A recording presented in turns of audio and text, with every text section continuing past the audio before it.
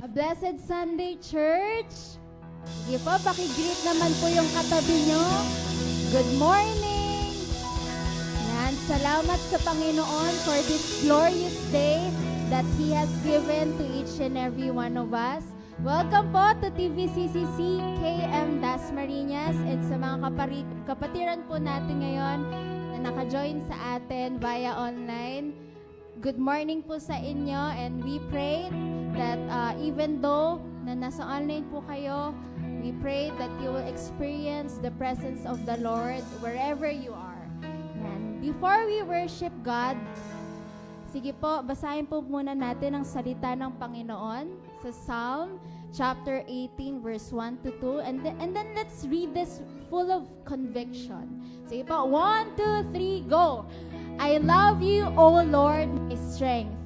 The Lord is my rock and my fortress, and my deliverer, my God, my rock in whom I take refuge, my shield and the horn of my salvation, my stronghold. Let us close our eyes, church. And personally, let's invite the presence of the Lord. And let's just tell Him how much we love the Lord. Lord, it is stated in your word that you are our strength. Thank you. We love you, Lord, because you are our strength. We cannot live this life by our own strength, Lord God. Kaya Lord, maraming salamat sa kalakasan mo. Maraming salamat, Panginoon, sa wisdom. Maraming salamat, Panginoon, sa kaligtasan. Lord, we humble our hearts in front of you. We magnify your name. Be in this place, oh God. Oh Jesus. We want to encounter you, oh God. We thank you. We thank you, Lord. Sige po, church. Continuously invite the presence of God.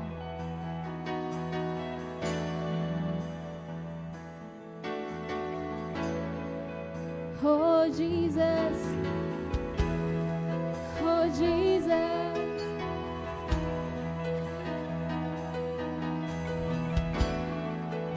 Just call out to His name right now, church. Panginoon, we want to encounter you. We want to meet you in this place. Stir up our hearts. Oh, Lord.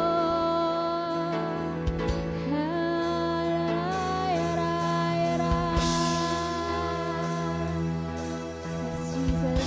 Holy Spirit, move. Malaya po kayong kumilos. Malaya po kayong mangusap sa bawat isa sa amin. We love you, Lord, and we just want to glorify your name. We praise you. We magnify you, Lord God. In Jesus' name we pray. And everybody say, amen, amen, and amen. Come on, church. Let us worship the Lord.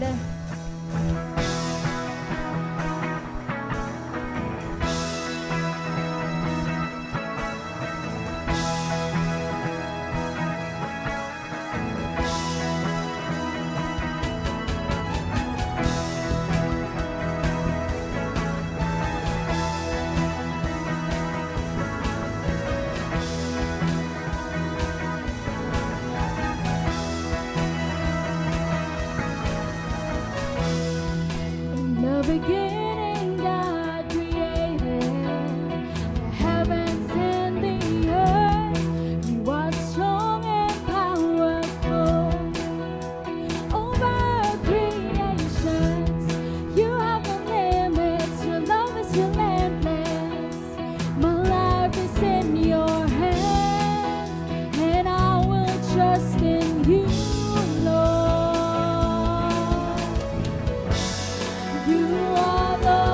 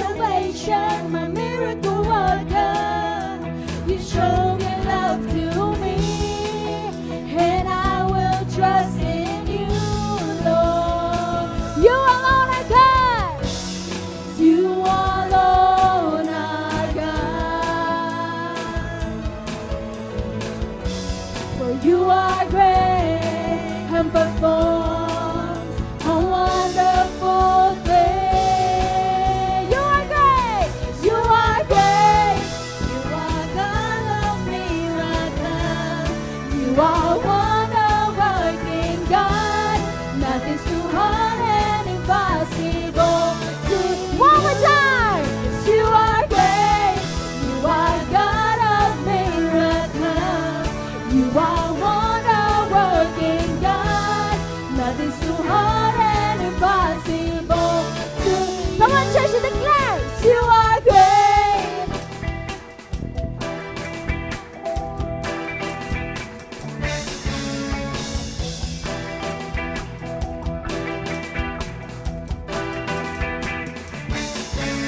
Glory in the highest. Hallelujah. In the highest. You are great. You are great. You are wonder-working. Glory in the highest. Hallelujah. In the highest. You are great. You are great. You are wonder-working. Glory in the highest. Hallelujah. In the highest. You are great. You are wonder-working. Glory in the highest. Hallelujah. In the highest. You are great. You are great. You are wonder-working.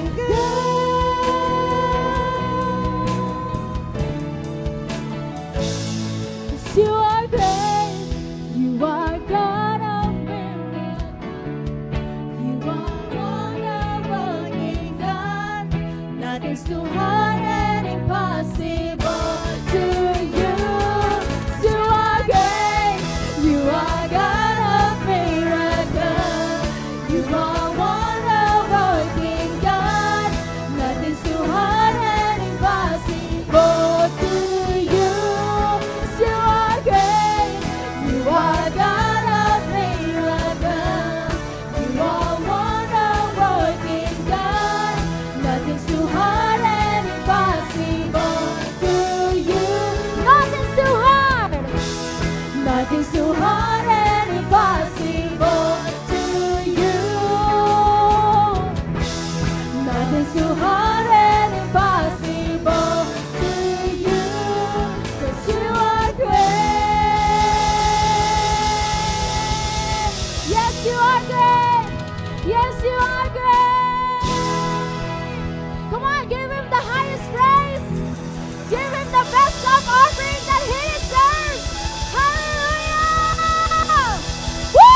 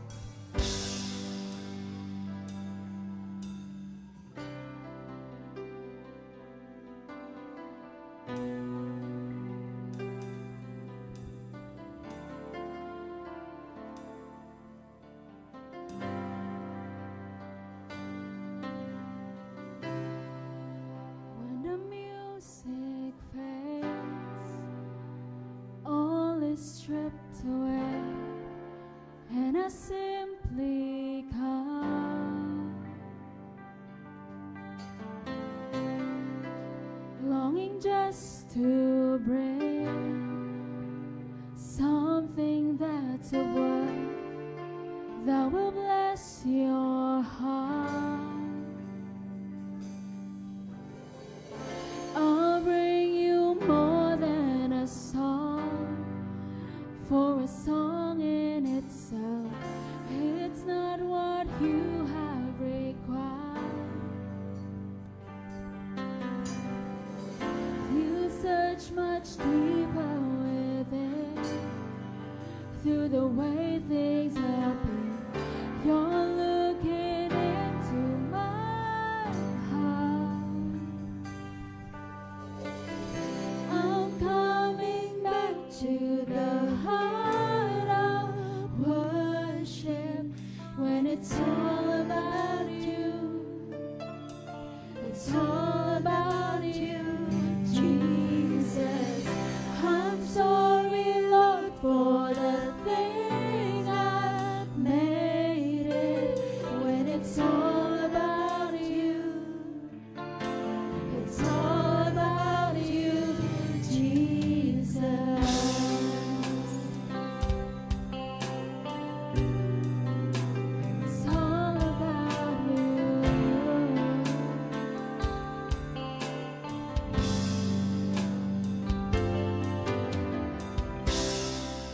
King of endless worth, no one could express how much you deserve.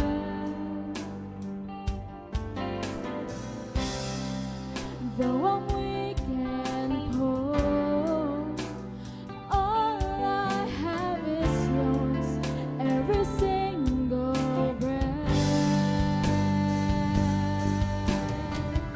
I'll bring you more than a song, for a song in itself, it's not what you have required. Oh, you search much deeper within, through the way things are been. You're looking into my heart. I'm coming back to the heart of worship, when it's all about you. It's all about you, Jesus. I'm sorry, Lord, for the thing I made it.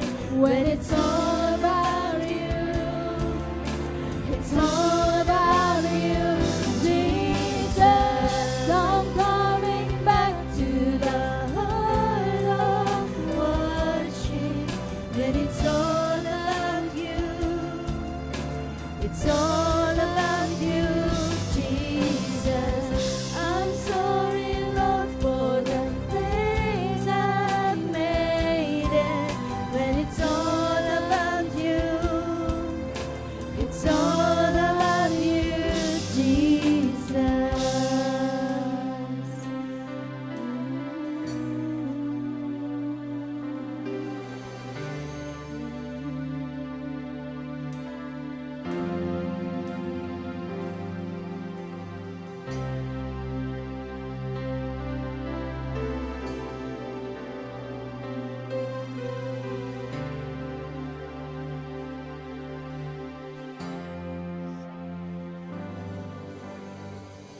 You're looking into my heart, into my heart.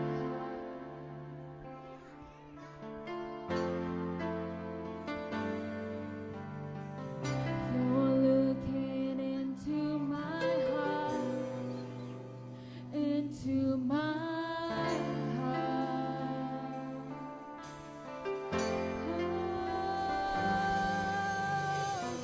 You're looking into my heart, into my heart. Yes, Jesus. You're looking into my heart, into my heart.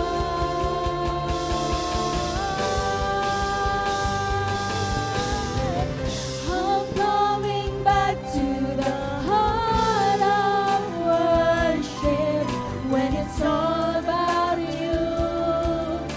It's all about you, Jesus. I'm sorry, Lord, for the thing I made it. When it's all about you, it's all about you, Jesus. I'm coming back to the heart of worship, when it's all about you. It's all about you. It's all about you, Jesus. I'm sorry, Lord, for the thing I made it. When it's all about you, it's all about you, Jesus. I'm calling back.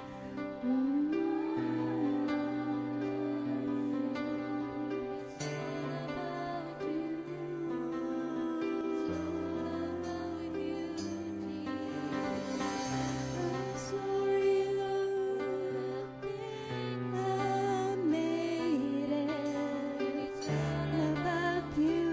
One more time, church. It's all about you, Jesus.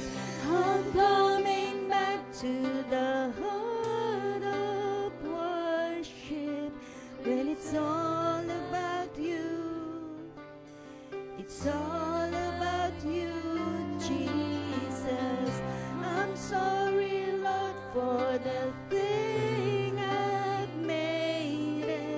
when it's all about you. It's all about you, Jesus.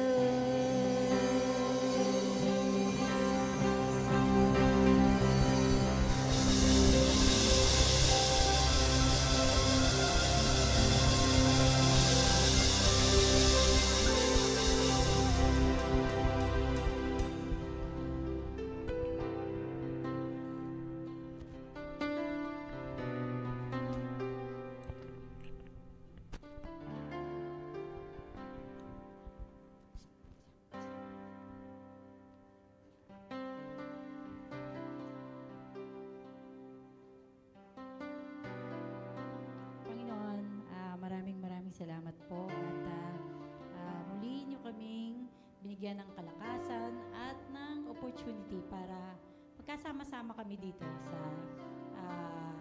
lugar na ito. At inaanyayahan namin kayo. Patuloy na wini-welcome namin ang presensya niyo sa aming kalagitnaan. Talagang maranasan namin ang pag-ibig mo, ang kabutihan mo, ang pagtuturo mo sa amin, Lord God. Talagang ikaw ang inaasahan namin na magpapaunawa sa amin ng katotohanan ng iyong salita. Kaya alam namin na nauuwi kami na may baon kami sa mga puso namin at sa tulong mo, sa biyaya mo, Lord, alam namin na ikaw din naman ang unti-unting bumabago sa aming mga pagkatao. Kaya Lord, sa araw na to, ikaw ang aming itinataas, ikaw ang aming tinatanghal at pinaparangalan ang iyong pangalan. Salamat po, Lord, ang pagpapala mo at ang iyong glory, Panginoon, ang kaluwalhatian mo ay tinatanggap namin sa pamamagitan ng aming Panginoong Yesus. Amen. Amen. Good morning po, mga kapatid, and welcome sa ating another worship service. Ayan, salamat sa Lord dahil talagang siya yung nagbigay sa atin ito, no, ng pagkakataon na to, ng oras na ito para tayo ay makarating dito, di ba? So, sa mga kapatid natin na nasa ibang lugar, nasa kanilang mga bahay, o nasa ibang mga bansa, hello and welcome din. Ayan, na-miss namin kayo today. So, if the Lord wills, ay makasama namin kayo sa mga susunod nating mga worship service. At sa mga nandirito naman, batiin niyo yung mga nasa tabi ninyo. Hello, hello. Good morning. Magbatian po tayo. Yan. Layo-layo, para tayong may exam ngayon, ha. Magkakalayo. Okay, so magpapatuloy po tayo sa ating series na pinamagatan nating growths. Yan, nasa part 3 na po tayo. Ito po actually, yung salitang growths po ay acronyms, no? Meron po yung mga meaning ang bawat letter. At mag-review po tayo. Una ulit. Yan. Ang una pong naging topic po na ipinahayag ni Jaffa noon ay go to God in prayer and submit everything to Him. No? So, yan yung pinakauna, letter G. Go to God in prayer and submit everything to Him. So, itinuro sa atin yung kahalagahan ng prayer. Diba? At yan ang talagang pinakauna. Next naman, last week, si Sir Matt. O, sige nga, hindi ko muna ipapakita. Ano yung tinuro ni Sir Matt last week?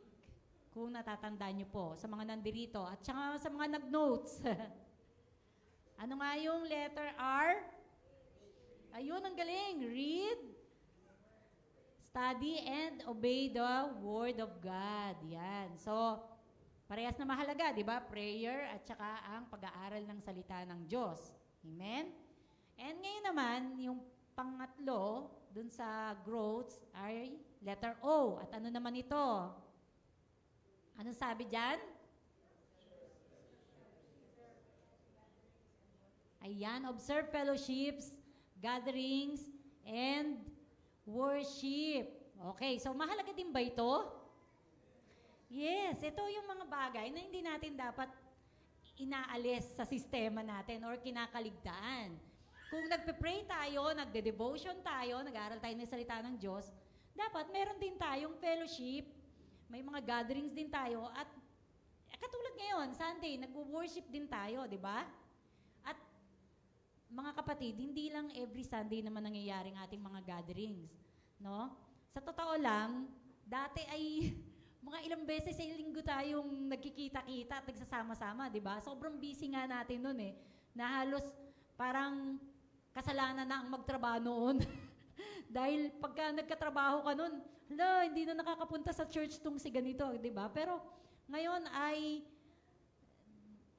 naging gracious sa atin at talagang, syempre, may mga ministries din tayo, like family natin, may work din tayo, di ba? Mahalaga din naman yun. Pero, isa to doon sa letra ng growth. At pangatlo ito, na kailangan nating i-practicein, di ba? At gawin. Observe fellowships, gatherings, and worship. So, yan yung mga text natin nakasulat dyan sa 1 John 1:7, sa Acts 2:42, sa Hebrews 12:24 to 25, and then sa John chapter 4, verse 21 to 24. So, napansin niyo ba, naglagay ako ng mga ilang pictures dyan. Wait lang po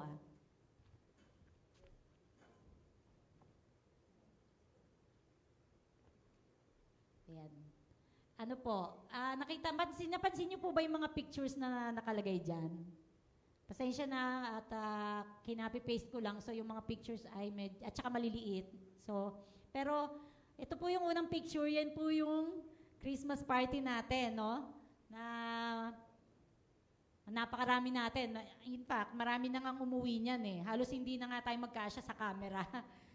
Tapos, yung sa pangalawang picture, yan po yung gathering na ginawa namin doon sa bahay nila Ate Annie. Para makasama siya. Kita napansin nyo nga may hospital bed pa, no? 'Di ba? And then yung isa, yung pangatlo, yun yung worship service. During worship service, na picturean po ng ating social media. So, example lang yan ng mga fellowships, gatherings, and worship natin. 'Di ba? So, actually, di na natin kailangan tumingin dyan sa picture. Ito lang eh. Kayo na mismo, live, nandirito ngayon. No? Personal kayong nandirito. Okay, sige. Una, basahin muna natin yung 1 John 1:7. Ano ba yung sinasabi tungkol sa fellowship? Sige po. Pwede pa ba nating sabay-sabay na basahin? 1, 2, 3.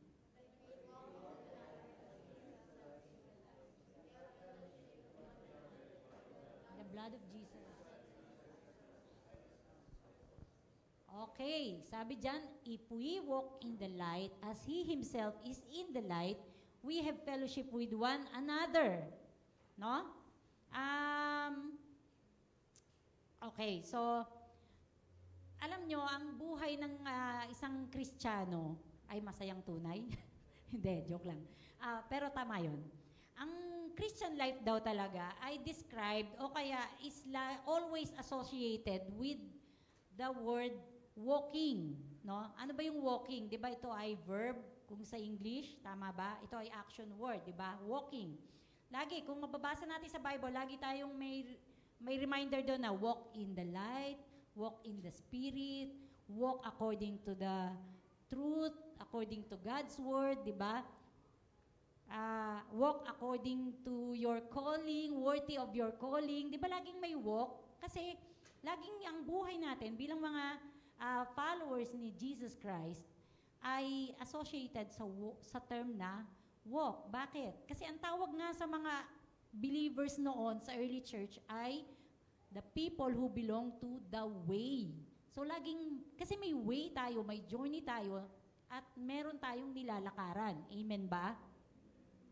So, yung walking, nag-i-imply ito ng activity or action. Tama ba? At hindi lang basta ito ay salitang pagkilos. Ito ay may continuity and syempre, kapag may continuity, merong progress. Nagmo-move on, nagmo-move up, nagle-level up. Tama ba? So, hindi tayo lumalakad lang at napapagod pero in the end, wala namang kapupuntahan. Amen ba? Amen po ba? Okay, so just as He is in the light, no? Katulad ng ating Panginoon na nasa liwanag din. So, may comparison dito yung author, as He is in the light, di ba? Kapag ganitong may mga comparison, merong tayong iniyahalin tulad, meron tayong paggagayahan. So, sino yung kailangan nating gayahin? Si Jesus Christ, di ba? At ang ating Lord, He is active. He is always active. Actually, ang Panginoon, di ba, sinabi nga ni Jesus, my Father is working until now, and I am still working. So, ibig sabihin, hanggang ngayon, gumagawa ang ating Panginoon. Dahil kapag tumigil ng paggawa ang Panginoon, paano na tayo? Dahil tayo ay nakadepende lamang naman sa Panginoon. Amen ba? Miski itong buhay natin ay nakasalalay sa Kanyang kamay lamang. So, if our Lord until now is working, tayo, active ba tayo? Are we still working? Are we also working like our Lord? As He is also working? Siya ay nasa light, lagi siyang nasa light, walang darkness sa ating Panginoon. And tayo din dapat ay nakikitang gano'n. So kung pag binaligtad natin yung logic ng verse na ito, no? If we have fellowship with one another, that means we are walking in the light as our Lord is in the light. Tama ba? Nagets nyo ba yung logic na kapag pinagbaligtad? Same pa din, di ba?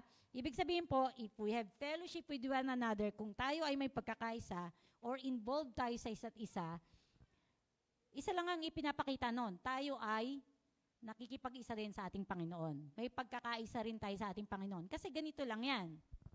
O sige, ano ba pinakamagandang halimbawa? Tribe, sa mga tribe, ganyan. O sa mga grupo-grupo na lang na magkakaibigan. Di ba? Alam nyo ba yung, di ba merong kasabihan na, tell me who your friends are, and I'll tell you mine? Hindi. I'll tell you who you are. Oh, yon. Kung sino daw yung mga sinasamahan mong kaibigan, ganun ka din. So kaya laging sinasabi ng mga magulang sa mga anak yung mga kasama mo ang lalakas magmura niyan, baka mamaya ikaw din. Or yung mga kasama mo, mga nagyoyosi yan, tsaka nagiinom, baka ikaw din. 'Di ba? Pero kasi, 'di ba, parang kung saan ka belong, kung ano yung lagi mong sinasamahan, sino yung lagi mong sinasamahan, at kung ano yung laging ginagawa ng mga kasama mo, ganun din yung ginagawa mo, 'di ba? May pagkakaisa ka doon. So, ganun din tayo na mga Kristiyano. Kung tayo may pakikipag-isa sa Diyos, yun din dapat yung nagmamanifest sa atin. Yun din dapat yung mga nilalakaran natin. Tama ba? Okay, so, in short, kung tayo nga daw ay namumuhay sa liwanag, gaya ng Diyos na nasa liwanag, tayo ay may pagkakaisa. Okay, so, ito pala yung sa Tagalog. Sorry, hindi ko na na-flash. Kung namumuhay daw tayo sa liwanag, tulad ng Diyos na nasa liwanag, may pagkakaisa tayo at nililinis tayo ng dugo ni Jesus na kanyang anak sa lahat ng kasalanan. Imagine, nagkakaisa na tayo sa Diyos, nagkakaisa pa tayo sa bawat isa, may bonus pa tayong cleansing. Tama ba?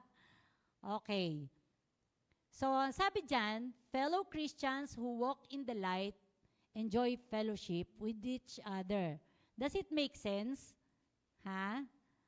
No, meron namang kabuluhan na, 'di ba?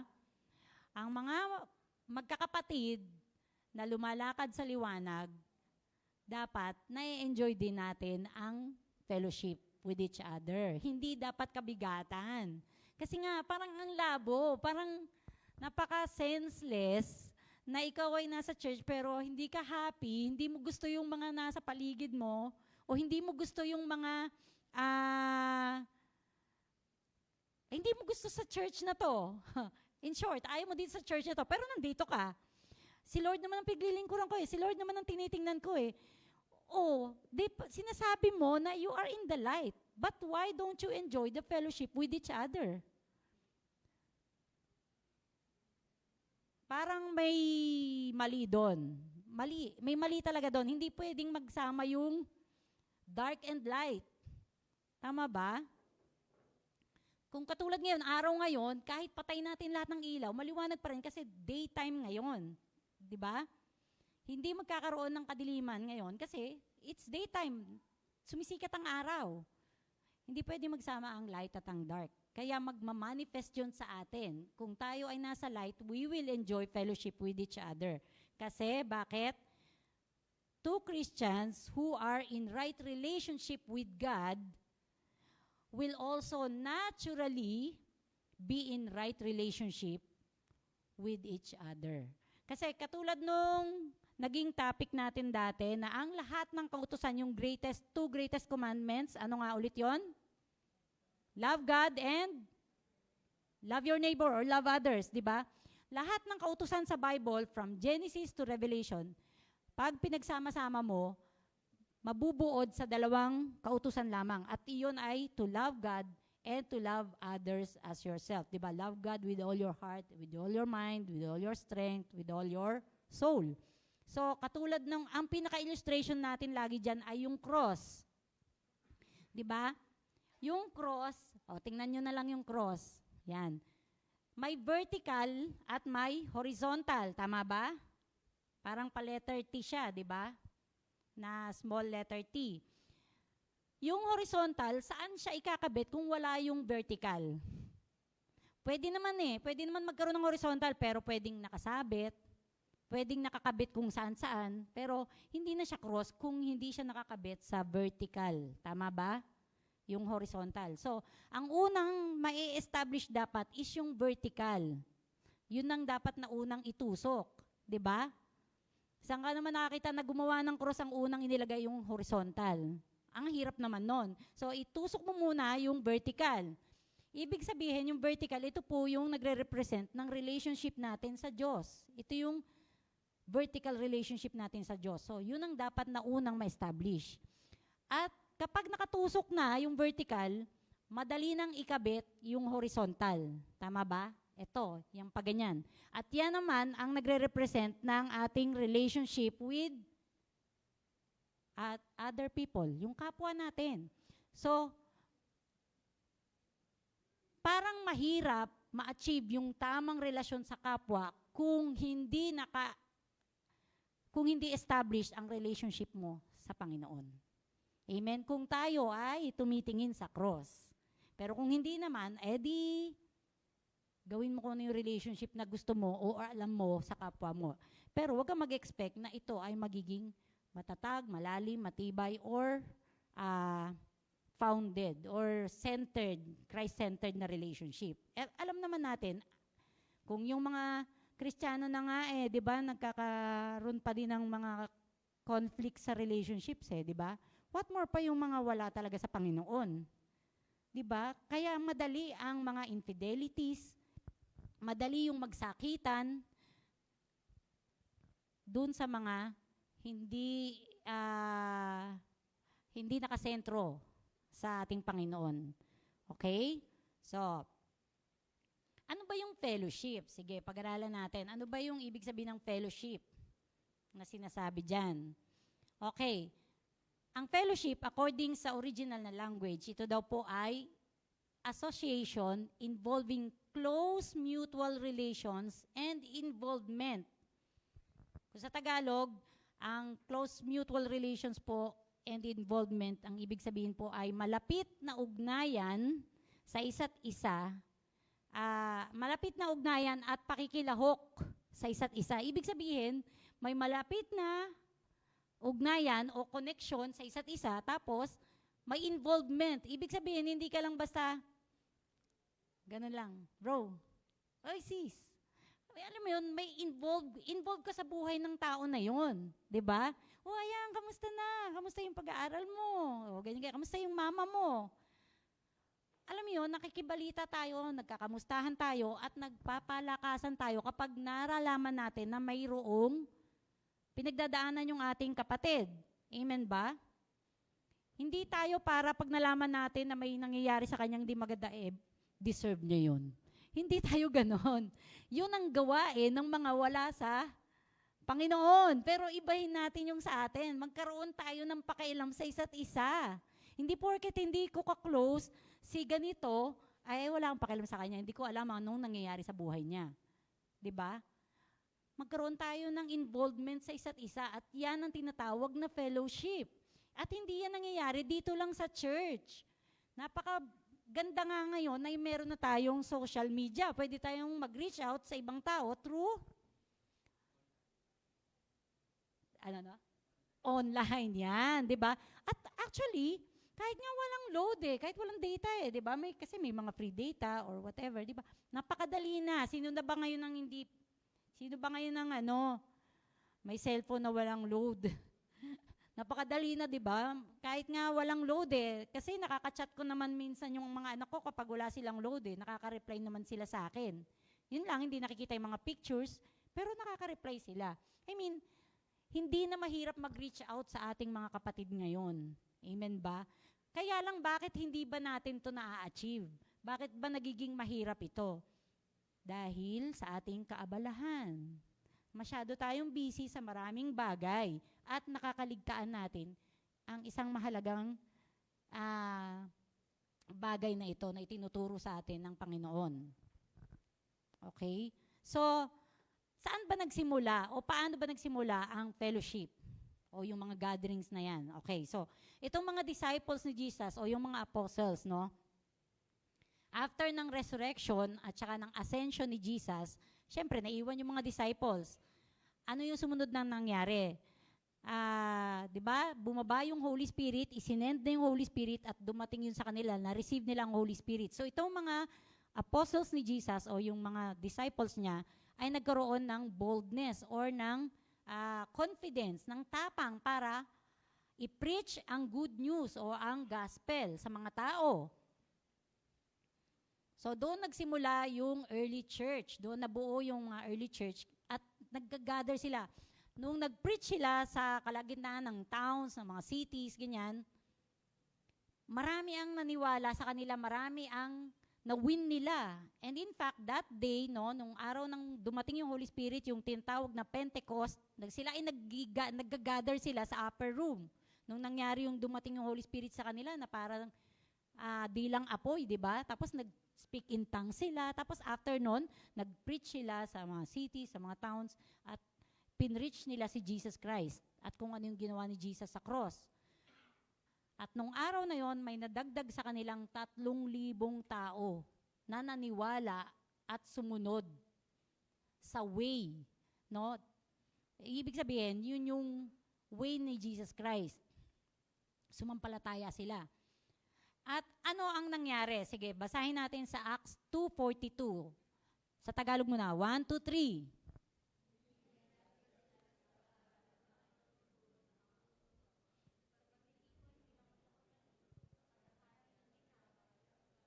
Okay, so itong mga tao na tinanggap yung gospel, tinanggap si Jesus Christ at sinampalatayanan nila, hindi sila tumigil sa paniniwala lang. Hindi sila tumigil, okay, naniniwala ako sa iyo, Pedro, naniniwala ako sa iyo, John, naniniwala ako sa iyo, James. So, kung sino man yung nag-preach nun, no?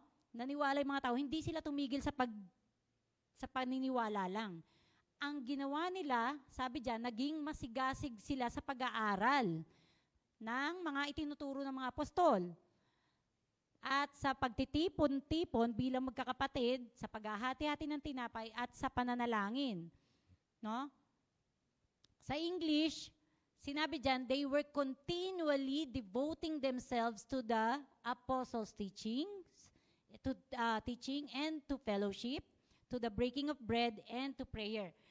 Continually devoting, meaning to continue to do something, no? With intense effort. Hindi lang basta nagpatuloy silang gumawa lang ng gumawa o nag-gather. With intense effort. Talagang yung description, with intense effort and with the possible implication of, despite difficulty. Alalahanin natin na itong early church, napakatindi ng persecution dyan. Talagang papatayin, di ba? Kasi papahuli talaga. Kung si Jesus nga, nagawa nilang ipapatay di ba? So, what more pa yung mga susunod o yung mga naniniwala kay Jesus Christ. So, mataas yung risk ng pagsunod kay Jesus Christ, no, yung kanilang effort, may intensity. Intentional silang naggagather. Kasi, bakit? They continued steadfastly, una, in the apostles' doctrine, sa pagtuturo ng mga apostol. Kasi itong mga believers, no, noon, ay umaasa lang, nagre-rely lang sila sa kung ano yung sinasabi ng mga disciples ni Jesus, kung sino talaga si Jesus Christ, kasi gusto nilang makilala kung sino si Jesus, at kung ano ba yung ginawa ni Jesus sa cross. So, umaasa sila sa pagtuturo ng tong mga apostol. Kaya, walang palya, nagpapatuloy sila ng walang palya sa pag-aaral ng salita ng Diyos. O, di ba, itinuro din yun sa atin ni Sir Matt last week, kung gaano kahalaga ang pag-aaral ng salita ng Diyos. Saan pa sila nagpapatuloy? In fellowship, no? Itong mga believers na to, yung early church, syempre, para magpatuloy sila sa pakikinig ng salita ng Diyos, kailangan nilang magsama-sama, magtipon-tipon. Pwedeng sa mga bahay-bahay, hindi lang to sa sinagoga o sa templo, kundi pati sa mga bahay-bahay nila. Everyday silang nagtitipon-tipon, nag-aaral ng salita ng Diyos, at nagkakaroon sila ng fellowship. Okay? Ano nga ulit yung fellowship? Association or grupo ng mga tao na mayroong pagkakaisa. May involvement sa isa't isa. Tama ba? And they are organized for a joint purpose. May iisa silang layunin. No? Nagpa-participate sila, nag-share sila sa iisang layunin. So, ang tanong dito sa atin ngayon, bakit ba tayo nandito ngayon? Meron ba tayong isang layunin? Meron ba tayong, nagpa-participate ba tayo into a joint purpose? No? Kumbaga, pare-parehas ba ang purpose natin? Bakit tayo pumupunta dito at nagtitipon-tipon ngayon? Maaring iba-iba, no? So, pero sila, nagtitipon-tipon sila, tuloy-tuloy na walang palya kasi meron silang joint purpose. Meron silang layunin. Iisang layunin. Okay. Saan pa? They continued steadfastly in the breaking of bread, no? Ano yung breaking of bread? Ito yung tinatawag na remembrance. Yung ginagawa natin every first Sunday of the month. Ano yon? Lord's Supper. O kaya yung ating communion, no? 'Di ba? Yung kakain tayo ng ostya, tsaka inom tayo ng juice. Bilang yun yung cup natin. So, ito yung remembrance. Ayaw nila kasing kalimutan naintindihan nila, nalaman na nila, narinig nila first hand from the apostles kung ano ang ginawa ni Jesus sa cross at ayaw nilang makalimutan yon. So, nagtutuloy-tuloy sila sa breaking of bread to remember the works of Jesus Christ on the cross. At ginagawa din natin yun dito. Tayo nga, once a month lang Tama ba? At kasi ayaw nilang kalimutan kung ano yung ginawa ni Jesus sa kanila. Tayo, once a month lang natin inaalala yun. No? At parang hindi pa rin malinaw hanggang ngayon sa iba nating mga kapatid kung ano ba itong ginagawa nating Lord's Supper na to. Ito ay remembrance ng ginawa ni Jesus Christ sa atin na hindi natin dapat kalimutan. At ito ba pwede natin gawin everyday sa bahay? Napakaganda kung tayo ay sama-samang naggagawa nun, di ba? Yung sabay-sabay, kaya lagi sinasabi ni Pastor Joe taas natin yung ating tinapay, sabay-sabay nating kainin. Di ba? Walang nauuna. Sabay-sabay. Kaya nga minsan pagka naunang kinain, ay, shucks, nakain ko na, hindi pa pala. Di ba? Parang crime. Pero, kasi yun yung yun yung essence nun yung sabay-sabay tayong aalalahanin kung anong ginawa ni Jesus Christ. At sama-sama tayo kasi may iisa tayong layunin kung bakit tayo nagtitipon-tipon. Okay. At, syempre, nagpapatuloy sila ng walang palya. Saan daw? Sa prayer o sa pananalangin. Naalala nyo, sa series natin, di ba yan ang pinakauna, Go to God in prayer and submit everything to Him. Kasi, sabi ni Ate Jaffa sa kanyang topic, ang prayer daw ay essential tool for spiritual preparedness. Para maihanda tayo sa ating spiritual life or spiritual journey, no? Sa ating paglapit sa Panginoon, sa ating pagkilala sa Kanya, ito yung maghahanda sa atin, yung pananalangin. Hindi tayo basta-basta gagawa lang ng isang bagay. Napansin nyo ba? Bago mag-start ang worship, magpe-pray yung leader. Bago mag-start yung preacher, magpe-pray yung preacher. Diba? Bago tayo kumain, nagpe-pray tayo. We are preparing ourselves spiritually at ito yung nagiging isang essential tool para tayo ay mag-grow. Tama ba? So, basically, yung power at saka yung glory ng early church ay dito nag-flow sa foundation na to.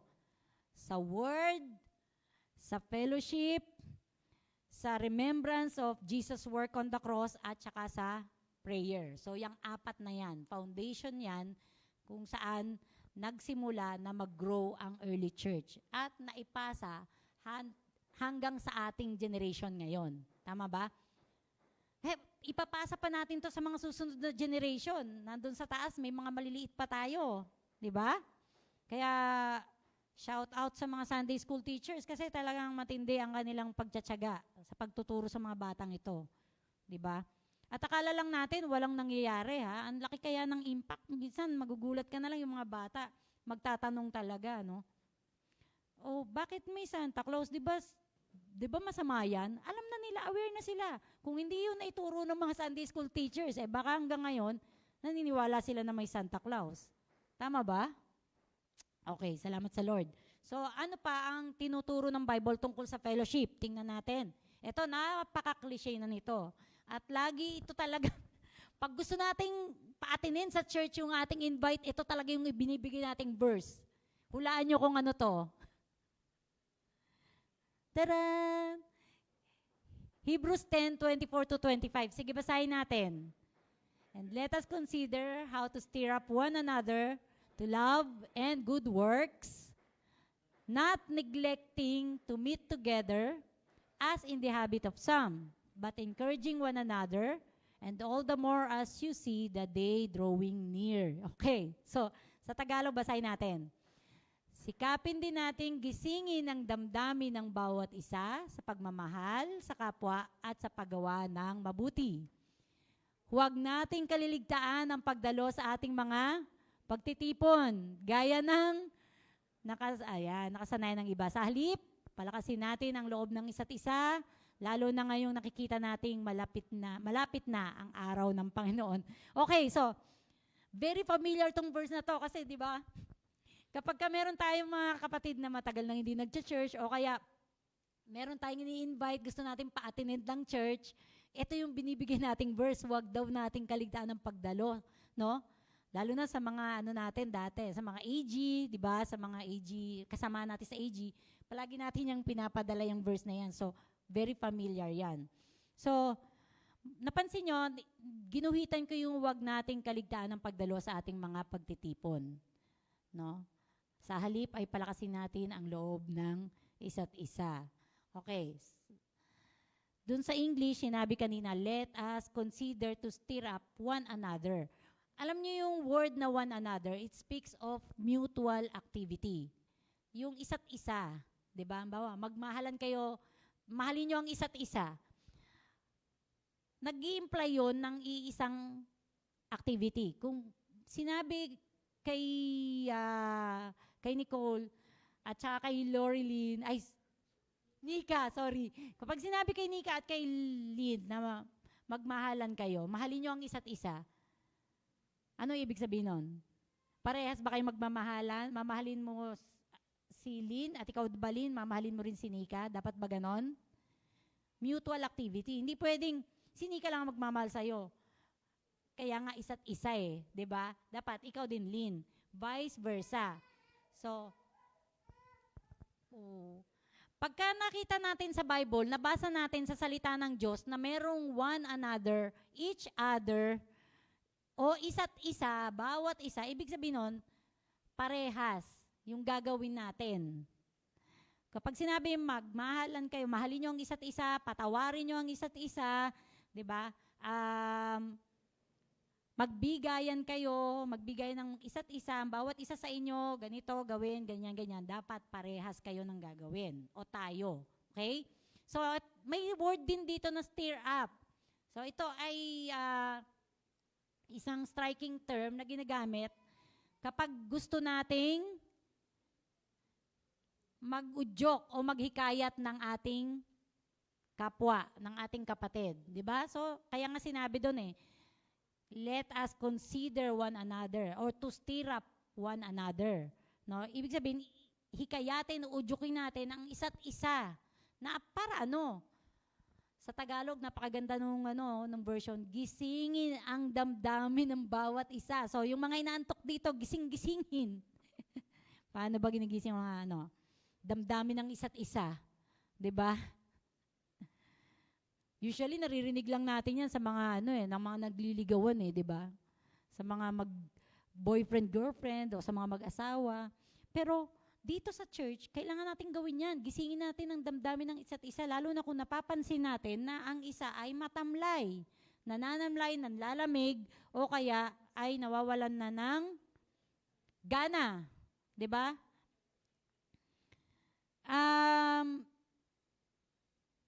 Okay. Ano ba yung ibig sabihin na neglecting or forsaking? Kaya bakit ba sinabing not neglecting, no? Or forsaking? Yung pagdalo o pakikipag-participate sa ating mga fellowship. Kasi pag sinabing neglecting daw or forsaking, it means to cease from an activity which has gone on for some time. Ibig sabihin, medyo matagal-tagal na tumigil sa paggawa ng isang activity. Di ba? Ang fellowship nga ay nag-i-imply ng continuity, ng action, di ba? Ng activity. No? At ito ay dapat progressive kasi dapat tuloy-tuloy ito. Pero kapag ka daw tumitigil ka na ng ilang panahon, o napansin mo, 1 buwan na, 2 buwan nang hindi natin nakikita, di ba? So, na-neglect na or napabayaan na o kaya nakalimutan na, nakaligtaan na ang pagdalo o ang pakikipag-fellowship. Tama ba? So, may comparison na naman na ginawa dito yung author, di ba? Sabi ay, ayan gaya ng nakasanayan ng iba. 'Di ba? May comparison na naman na ipinakita yung sumulat nito. Ibig sabihin, meron talagang hindi na naging active o meron talagang tumigil na sa pagdalo sa mga pagtitipon. Kaya parang gustong sabihin nito, wag nating tularan to. Gaya nga nung nakasanayan ng iba, nasanay na lang sila na nasa bahay na lang, o kaya nasanay na lang sila na hindi na talaga umattend sa mga gatherings dahil nagsimula sa pagiging busy o nagsimula sa mga, alam nyo, nung bago nagkaroon ng pandemic, pre-pandemic, di ba talagang laging puno tayo, siksikan, no? Minsan kulang na yung lugar natin sa ating mga gatherings. Pero after pandemic, 2 years ba? 2 years o 3 years na nagkaroon ng pandemic, Tapos, half lang yung inaalaw na mag-gather noon, 50 lang. Tapos, magkakalayo pa, di ba? Yung iba, sa takot na ma-inflict nila yung COVID, no? Or mahawa sila sa sakit, hindi na lang sila a-attend. Mag-o-online na lang sila, no? Makikinig na lang sila online. At ito yung nakakalungkot. Nung bumalik na yung face-to-face, na pwede na ulit mag-gather in full ang church, hindi na tayo nakabalik dun sa 100% na bilang talaga natin. At ang nangyari, yung 50% na dumadalo noong pandemic pa, hanggang sa nawala na yung pandemic, yun na rin yun. Kasi ano nangyari doon sa 50%? Nakasanayan na lang na mag-online. O for some, to be fair naman, yung iba naman talagang walang choice. Talagang hindi na nila talaga kayang pumunta. 'Di ba? Yung iba nating matatandang kapatid. O kaya naman, yung iba ay nagpunta na sa ibang bansa. Kaya hindi na natin sila nakakasama ngayon. Pero talagang may mga kapatid tayo na nasanay na lang na manood online. And actually, kahit naman na walang ibang reason, pero kapag may mga biglang lakad or, di ba, mag-online na lang ako, hindi muna ako makaka-attend. Napakaganda na meron tayong online service na pwedeng panoorin at balikan. No, hopefully, kapag hindi talaga natin kayang dumalo physically, ay manood pa rin tayo online. No, kaya nga tayo nagpo-provide ng mga ganito ay para makaka-catch up pa din tayo. Amen? Pero, wala yung essence ng fellowship doon, ha? Nakapakinig lang tayo. Hindi tayo nakipag-fellowship sa ating mga kapatid sa ganong pagkakataon. So, yun yung nami-miss out natin eh. Yung tunay na kahulugan ng fellowship. Yung nagkakabatian tayo, nagkakahawakan, nagkakayakapan. Tama ba? Yung essential, yung tunay na kahulugan ng fellowship. Amen? Okay. At sa halip daw, nakaligtaan natin ang pagdalo sa ating mga pagtitipon. Sa halip, ano ang gagawin daw natin? Tayo ay magpapalakasan. Palalakasin natin ang loob ng isa't isa. Diba? Encourage one another. Bakit ba tayo nandito ngayon? Hindi para maisuot natin yung bago nating biling damit o sapatos. Hindi para tayo ay mabless dahil birthday ko next Sunday o next week, di ba? Hindi dahil pinilit kasi ako ng aking asawa o ng aking nanay, di ba? Minsan, ganyan, alam nyo, minsan talaga may time na sinasabi ko sa mga anak ko, ayokong a-attend lang kayo dahil sinabi ko. I-search ninyo, alamin ninyo kung bakit kailangan nating umattend sa church, kung bakit tayo dadalo sa church. At pag nalaman niyo yun sa sarili niyo, for yourselves, at nangusap ang Panginoon sa inyo, hindi mahirap. Hindi kayo kailangan gisingin, pilitin, bilisan nyo na late na tayo. Kasi ikaw na, kusa ka na, nakikilos. At nandun kasi may kasamang joy yun eh. No, may kasamang excitement yun. Kung paanong excited ka na bukas, may magkikita-kita kami ng mga friends ko, or bukas, ganito, may outing kami. Kung gano'n tayo ka-excited sa mga lakad nating personal, ganun din dapat tayo dito. Kasi may reason kung bakit tayo pupunta dito. Magpapalakasan po tayo ng loob ng isa't isa. Kasi hindi naman natin alam kung ano yung nangyayari sa buhay ng ating kapatid eh. Kaya nga ang fellowship ay may involvement na kasama. Hindi lang tayo nagbabatian dito at nagkakamustahan. Mayroon tayong pagmamalasakitan sa isa't isa. Amen? Nagpapalakasan tayo ng loob. And all the more, lalo na daw, no? Okay, sorry. Lalo na daw ngayon, nakikita nating malapit na ang araw ng Panginoon. Okay, meron ba dito nakakaalam kung kailan dadating ang araw ng Panginoon? Wala. Walang nakakaalam. Diba? Sabi nga ni Jesus kahit ako, hindi niya alam, only the Father knows. Pero, sige, bibigyan ko kayo ng verse na nagsasabi tungkol sa pagdating ng araw ng Panginoon. Ate Edna. Okay na. Yan. Sige po. Okay lang po kayo. Okay po. Sige po. Basahin natin yung 2 Pedro chapter 3 verse 10a. Ang sabi diyan? Ang araw ng Panginoon. Okay, kung ang pagdating daw ng araw ng Panginoon ay tulad ng isang magnanakaw, ganito lang yan. Sa ating bahay, alam ba natin kung kailan dadating ang magnanakaw? Siyempre hindi. So anong gagawin natin? Paghahandaan natin yun. Isi-secure natin yung mga bahay natin, no? Anong ginagawa natin? Bago tayo matulog, nilalak natin, minimake sure natin yung mga pintuan natin nakalak, ang mga bintana, ang mga gates, tama ba? At yung mga gamit natin na medyo mahalaga, hindi natin iiwanan sa labas. Isi-secure natin nakalak sa mga kwarto o kaya sa loob ng bahay. Amen? Hindi tayo mag-iiwan ng limpak-limpak na salapi sa loob ng bahay. Nilalagay natin sa bangko. Tama ba? Sinisecure natin yung mga valuables natin dahil hindi natin alam kung kailan aakyat ang mga akyat bahay. Kasi ayaw natin na tayo ay manakawan. Tama ba? Ganun din tayo. Ang ating pagtitipon-tipon daw ay napakahalaga dahil lalo na daw ngayon na nakikita nating malapit na ang araw ng Panginoon. Although hindi pa natin masasabi kung kailan, pero kagaya ng magnanakaw, paghandaan din natin. Amen? At isang paghahanda, hindi lang yung pananalangin at pagbabasa o pag-aaral ng salita ng Diyos, ay ang pagtitipon-tipon o ang pakikiisa natin. Pagkakaisa-isa natin. Amen? So, sorry. Okay, so punta naman tayo sa John chapter 4 verse 21.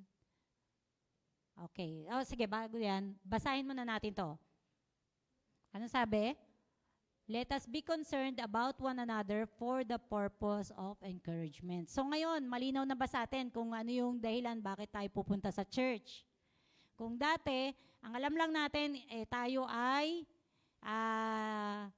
mga followers ni Jesus Christ. Tayo ay mga Kristiyano. Natural lang na nag-church tayo. Tama ba? Siguro, ang naiintindihan lang natin ay kailangan natin yon para mag-grow. O dahil nasa ministry ako, hindi ako pwedeng mawala doon. Diba? Or pwede rin naman na may mga personal reasons tayo, kung ano man yon. Pero ngayon, at least, ito ang magiging pagbabasehan natin. Let us be concerned about one another for the purpose of encouragement. So, ginagawa natin yan during fellowship. Nagkakaroon tayo ng pagpapalakasan ng loob. Amen? Okay, so, basahin natin yung John chapter 4, verse 21 to 24. Sige, verse 21, 1, 2, 3. Woman, Jesus replied, believe me, a time is coming when you will worship the Father neither on this mountain nor in Jerusalem. You Samaritans worship what you do not know. We worship what we do know, for salvation is from the Jews. Verse 23. Yet a time is coming and has now come when the true worshipers will worship the Father in the Spirit and in truth, for they are the kind of worshipers the Father seeks. God is Spirit, and His worshipers must worship in the Spirit and in truth. Okay, ang senaryo na to, ito yung time na si Jesus Christ ay papunta sa Jerusalem at wala silang, napadaan sila sa anong lugar? Samaritan. Sa Samaritan. Ayan. At dito niya na-encounter, na-meet yung Samaritan woman. Ano ba sa Samaria. Samaria. Doon sila dumaan sa Samaria at nagpahinga siya sa isang doon sa well ni Jacob. Tapos na-meet niya dito yung Samaritan woman na nag-iigib nung katanghaliang tapat. 'Di ba? At ni-reveal ni Jesus dito sa babae na ikaw ay walang asawa, ganyan, yung kinakasama mo ngayon ay hindi mo asawa, nakalimang asawa ka na. So ni-reveal kung sino siya, 'di ba? At kung ano yung kanyang pagkatao. So ang napansin ko lang dito sa Samaritan woman ay meron siyang kaunting knowledge, no, tungkol sa Diyos, tungkol sa pagsamba. Kasi talaga naman doon sa lugar nila, yung kanilang mga ninuno, no, yung kanilang mga father, sabi ay sumamba dito sa mountain na ito. Kasi doon naman talaga nangyari yung Ten Commandments, yung slabs kay Moses, doon nangyari yun eh. Tapos doon din nangyari yung nagtayo ng altar si Jacob, doon sa Gerizim. Diyan din yun sa lugar na yan. Kaya alam niya, naipasa na yun sa kanya ng kanyang mga ninuno. So may knowledge siya tungkol sa pagsamba. Kaya sinabi niya kay Jesus na, di ba dito naman talaga yung mga fathers ko dito sumamba sa mountain na to. At sinagot siya ni Jesus na, believe me, sabing ganon, a time is coming when you will worship the Father neither on this mountain nor in Jerusalem. Ano yung gustong ipakita dito ni Jesus? Ang tunay na pagsamba natin sa Diyos ay hindi nakafocus sa lugar lamang o sa gayak, no? Sa panglabas na itsura oh, ito mukhang lagi itong napaka-spiritual ng tao na to kasi walang palya to, linggo-linggo, nandirito, nakikita ako. No?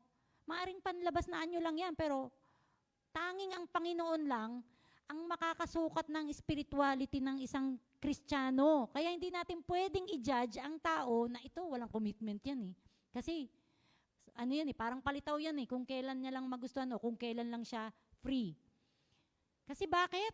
Sinabi ng Panginoon, that true worshipers will worship the Father in the Spirit and in truth. Kasi ito yung mga klase ng worshipers na hinahanap ng ating Diyos. Yung sumasamba sa Spirit at sa truth. So ano ba to? Paano ba yung pag-worship sa Spirit? Sige, tingnan natin. To worship in Spirit daw means you are concerned with the spiritual realities and not so much with the places. Okay, so hindi nakabatay ang iyong pagsamba sa lugar. Mahalaga na may lugar tayong pinagtitipunan. Pero kung wala talaga, bakit yung early church sa mga bahay-bahay nagtitipon-tipon, sa mga bundok, sa mga hills, tama ba? Sa tabing dagat, kung saan man sila, imagine nyo ilang libo silang nagtitipon-tipon, hindi lang sila hundreds, thousands sila. Nalala nyo ba nung nagpakain si Jesus ng 5,000, lalaki pa lang yun, wala pa, hindi pa binilang ang babae at mga bata. So imagine niyo kung paano sila nagtitipon at paano nila naririnig yung preacher nang wala namang ganito. 'Di ba? So yan daw ang pagsamba sa Spirit. And to worship in truth means you worship according to the whole counsel of God's word. And that you come to God in truth, not in pretense or a mere display of spirituality. Ito yung sinasabi ko, na maaaring sa paningin natin, ang taong ito ay napaka-spiritual na tao or maka-Diyos. Bakit? Ito'y walang palya talaga. Sa lahat ng present, sa lahat ng gawain, walang palya. Pero, tanging ang Diyos ang nakakaalam ng ating puso. 'Di ba? Hindi tayo nagpipretend at hindi rin ito display lang ng ating spiritual life or spiritualidad. Hindi ito ang sukatan ng ating growth. Pero ito ay isang paraan para tayo ay matulungan na mag-grow. May isang purpose tayo ng pagpunta dito. Tayo ay magpapalakasan sa isa't isa. Magkakaroon tayo ng involvement sa isa't isa para matulungan natin ang ating kapatid sa paglago. Hindi lang ikaw mag-isa ang lalago, kundi pati yung mga kasama natin na nandirito sa church. Kaya nga tayo may worship service, mayroon tayong shepherding group, meron tayong truth seekers group, meron tayong, ano pa ba, agape group, meron pa tayong agapean community, pang lalaki at pang babae, no? Sa iba, maaaring exhausting to. Napakarami naman nating gawain, napakarami namang meeting. Kaapon lang nag-SG. Tapos ngayon naman, mag-AG naman.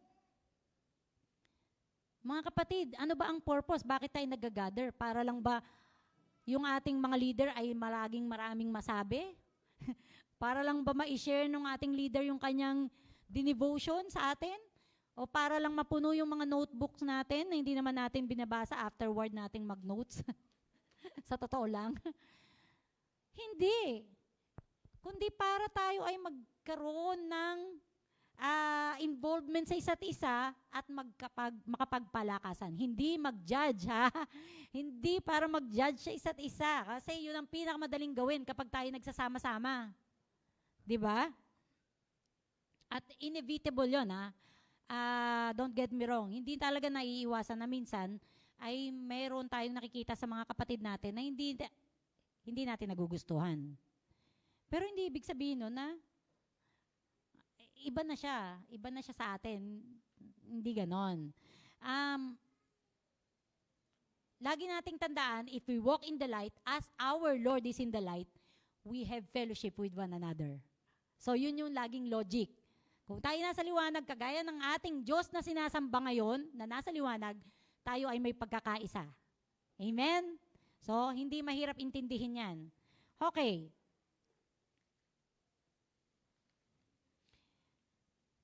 So why do we gather? Yan. Okay. Ang naging batayan ni Jesus sa true worship is not found in places daw and outward appearances. Saan daw? In spirit and in truth. Napakahalaga na matrain natin ang ating mga sarili sa tunay na pagsamba sa spirit at sa katotohanan. Sa spirito at sa katotohanan. At lahat tayo may spirit. Nasa atin ang Holy Spirit, nasa atin ang Espiritu ng Diyos. Kaya hindi tayo mahihirapang gawin yan. Hindi tayo kailangang magpakitang tao o magbalat kayo sa harapan ng ibang tao para lang masabi na tayo ay mga Kristiyano talaga. 'Di ba? Magmamanifest ng kusa yan. So, ang tanong ulit, why do we gather? Okay. Tingnan natin, may mga nilista ako dito na mga reasons kung bakit tayo nagtitipon-tipon. Una, we gather to receive something from God. Totoo naman di ba? Kaya tayo napunta para makapakinig tayo. Maranasan natin yung presensya ng Diyos habang nag-aawitan tayo. Di ba? We receive something from God, nabe-bless tayo. Oh, ang ganda talaga ng kinanta kanina, naiyak ako, sobrang natuwa ako. Relate ako sa message. Kasi parang sa akin mismo, pinapangusap yung sinabi. No? So may nare-receive tayo. Something from God. So that's why we gather. What else? We gather to give to others. Yan. Kasi when we receive, meron tayong ibibigay. Hindi naman may na-receive tayo, bulsa na agad. O, diba? Kapag tayo ay naka-receive ng sweldo, anong ginagawa natin sa sweldo natin? Meron tayong babayaran, meron tayong bibilhin. Diba? So, ganun din yon. We gather because we receive something from God and so that we are able to give also to others. Amen? We welcome Pang from Mindoro. Okay, so what else? We gather to encourage each other by our shared faith and values. So, iisa ng ating sinasampalataya ng Diyos, iisa dapat yung faith natin at yung ating values or yung pinapaniwalaan, yung ating mga prinsipyo sa buhay. Kasi ang principle natin ay dito nanggagaling saan? Sa Bible. Amen? At yun ang gagamitin natin para i-encourage ang ating mga kapatid. Hindi para i-compare sila sa, si ano nga kapatid, huwag kang mawala ng pag-asa. Si ano nga, ganito nangyari, ganyan. Hindi. Ang magiging encouragement natin sa kapatid natin ay walang iba kundi salita ng Diyos o yung faith natin sa Panginoon, kapatid. Napakaganda rin naman na maging halimbawa yung mga sarili natin kung ito ay napagtagumpayan na natin. Pero kung para i-compare mo yung sarili mo, ako nga 10 taon ko na pinagpiprayan hanggang ngayon. Di lalong na down yung kapatid mo, di ba? Ang i-share mo, yung testimony mo. Alam mo kapatid, naranasan ko din yan. Ganito nga nangyari sa akin, di ba? Or nag-agaw buhay nga ako, pero sa biyaya ng Panginoon, nandito pa ako, buhay pa ako, malalagpasan mo rin yan kapatid. Di ba? Kahit paano, na-encourage natin yung ating kapatid. Kasi naging testimony tayo, yung ating faith at yung ating values. Okay? Next, we gather to bless one another. Yan, not to judge one another. To bless one another. Kapatid, kamusta ka na nung balita, ganyan. Kahit hindi naman material o pera, alam mo yung malaman lang ng kapatid natin na nandyan ka, nakikinig ka sa kanya. No, you can be a shoulder to cry on, you can be an ear para pakinggan yung kanyang mga pinagdadaanan, no? O kahit man lang maipag-pray mo siya sa simpleng prayer lang. Kapatid, kapag-pray kita. Diba? To bless one another. And lastly, we gather to work together. Ayan. Hindi lang tayo nagkikita-kita dito para makareceive ng something, makapagbigay ng something, makapagpalakasan, mag-bless sa isa't isa, kundi to work together. Ibig sabihin po, magtutulungan tayo. Magtutulungan tayo i-build up itong church. I-build up ang isa't isa, i-build up itong church to grow. Tama ba? Okay. So tingnan nga natin yung Ephesians 4:16. Anong sabi dyan? Basahin natin ng sabay-sabay ulit. 1, 2, 3. From whom the whole body, joined and held together by every joint with which it is equipped, when each part is working properly, makes the body grow so that it builds itself into love. Ayan. Kapag daw ang each part ng body ay nag-work properly, ano ang nangyayari? It makes the body grow so that it builds itself in love. No? Tumatatag tayo at nag-grow tayo, na dadagdag sa atin ang pagmamahalan kung tayo ay nagtutulungan na nagkakaisa. Hindi tayo nagtatapakan, hindi tayo nagbabalyahan, magkakakampi tayo. Iisa ang layunin natin, bakit tayo nandirito. We will work together so that matulungan natin ang church na mag-grow at ma-build up sa pagmamahalan. Amen? Minsan, ito ang kulang.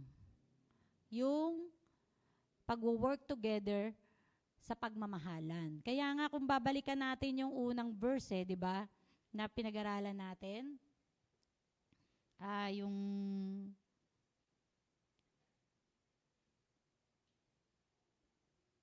sa Hebrews, no? Sa Hebrews 10:24 sabi, let us consider how to stir up one another to love and good works. No, at gisingin na natin ang damdamin ng bawat isa sa pagmamahal sa ibang tao at sa paggawa ng mabuti, no? Okay. So, ayan, let us consider how to stir up one another to love and good works. Kasi kung lahat tayo nagtutulungan, nade-develop ang love. Alam niyo ba kung bakit nilagay ng author tong word na stir up? Kasi parang nagsasuggest ito na ang pagmamahal daw sa iba ay hindi basta-basta nangyayari. At hindi ganun agad-agad na mangyayari. Madaling mahalin ang isang tao kapag nakikita mo na siya rin ay nagpapakita sa'yo ng love and affection. Tama ba? Kung nakaka-receive ka sa kanya ng mabubuting treatment, hindi madaling tratuhin ng mabuti yung taong yun. Ay, hindi mahirap na tratuhin ng mabuti ang taong to. Pero kung hindi mo naman siya ka-close at hindi ka pa nakakaramdam sa kanya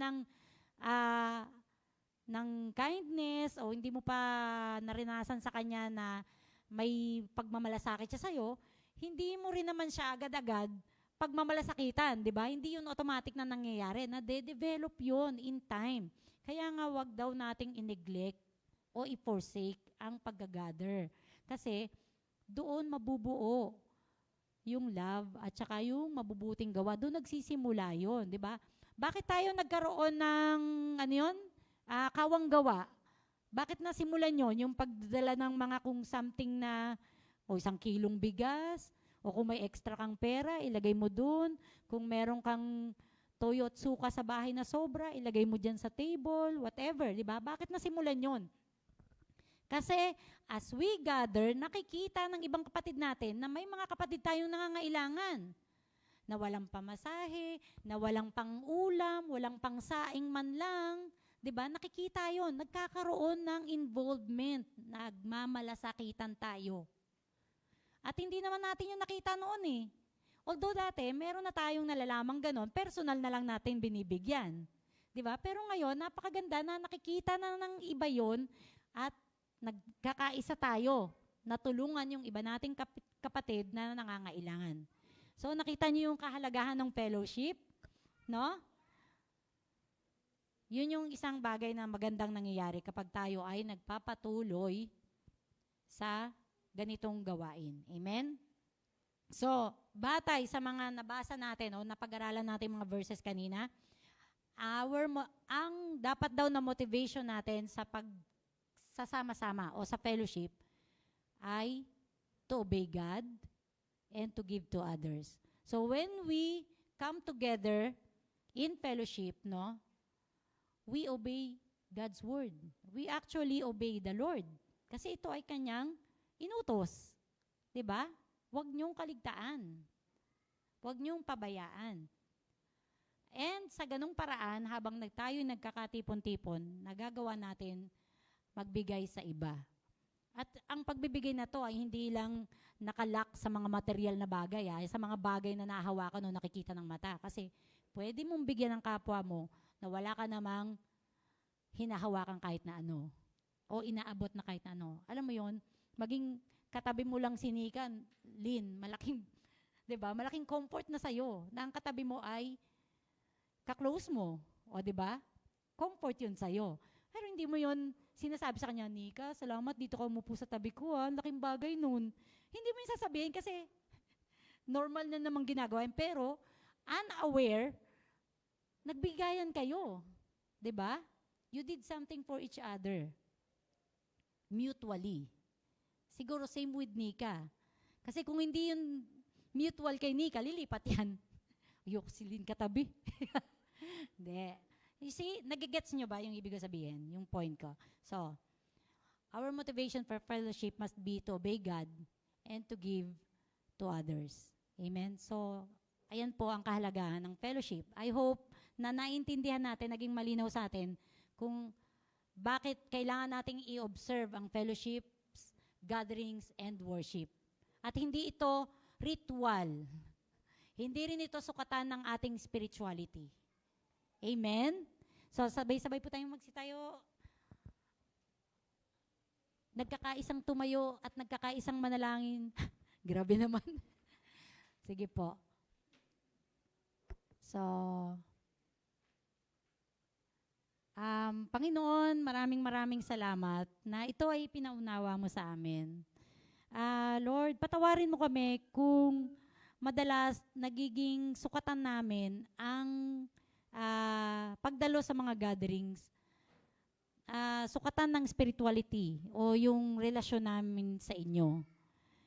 Bagamat ito ay isang mahalagang bagay na dapat naming practicein dahil meron kaming marireceive. Ang pinakamagandang parte ay may naibibigay kami sa aming kapatid. Di namin yun namamalayan, Lord. Pero malaking bagay pala na nandun kami, present kami, nakikita kami doon. Kasi encouragement po yun para sa mga kapatid namin eh. Lord, salamat po na ito nireveal mo sa amin today. And I pray, Lord, na ito ay maalala namin every time na kami ay dadatingin sa punto na tatamarin kaming pumunta, o kaya naman ay nagiging mabigat sa mga puso namin ang pagpunta sa church. Lord, lagi mo kaming i-remind na we are in the light. We are walking in the light as you are in the light. And that makes us easy. That makes it easy for us to have fellowship with other brethren, Lord God, with our brothers and sisters. Hindi na yon magiging kabigatan kung naiintindihan namin na pare-parehas kaming nasa liwanag kung saan nandoon ka din, Lord God. Help us to work together sa paglago ng bawat isa at sa paglago ng iglesia mo, Panginoon. Dahil kami ay body, kami ang iyong body at ikaw ang aming head, Lord God.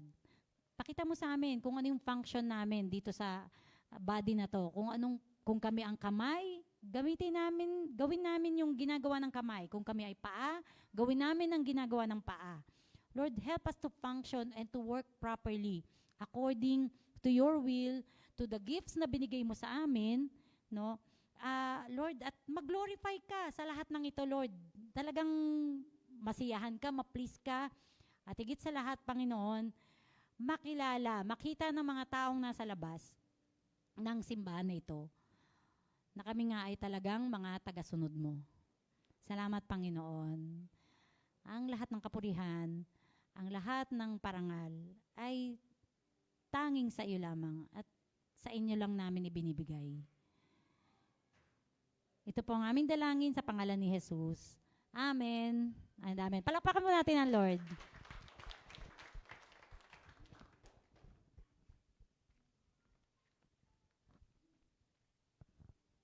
Amen. Sige po, pwede na po tayong makaupo. Sino pong na-bless sa salita ng Lord? Amen, amen, and amen. Sige po, tayo po ay dumako na sa ating pagbibigay ng ating tithes and offering. But before we do that, personally po, ipag-pray po natin ang ating tithes and offering that we will give to the Lord. Sige po.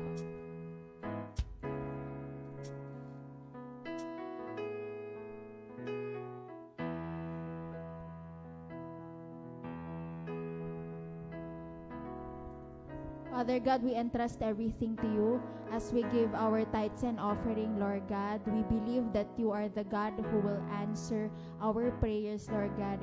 Kung ano man, Lord God, ang nasa puso namin, Panginoon, ikaw ang kasagutan, Lord God. Kaya, Lord, as we wait, Panginoon, we pray, Lord God, that you will bless our personal lives, ang aming pamilya, Panginoon, ang aming pag-aaral, ang aming trabaho, Lord God, ang businesses, Panginoon, ang bansang Pilipinas, ang bawat community, Lord God, ang aming government, Lord God. Align everything to your heart, O God.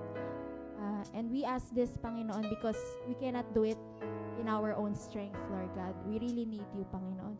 Be enthroned in our country, be enthroned in every country, Panginoon, all over the world. Maraming salamat, Panginoon. We lift up everything to you. In Jesus' name, amen, amen. Sige po, let's give our tithes and offering to the Lord. Let's sing. Give, and it shall come back to you. Good measure, pressed down, shake together, and running over. Give, and it shall come back to you.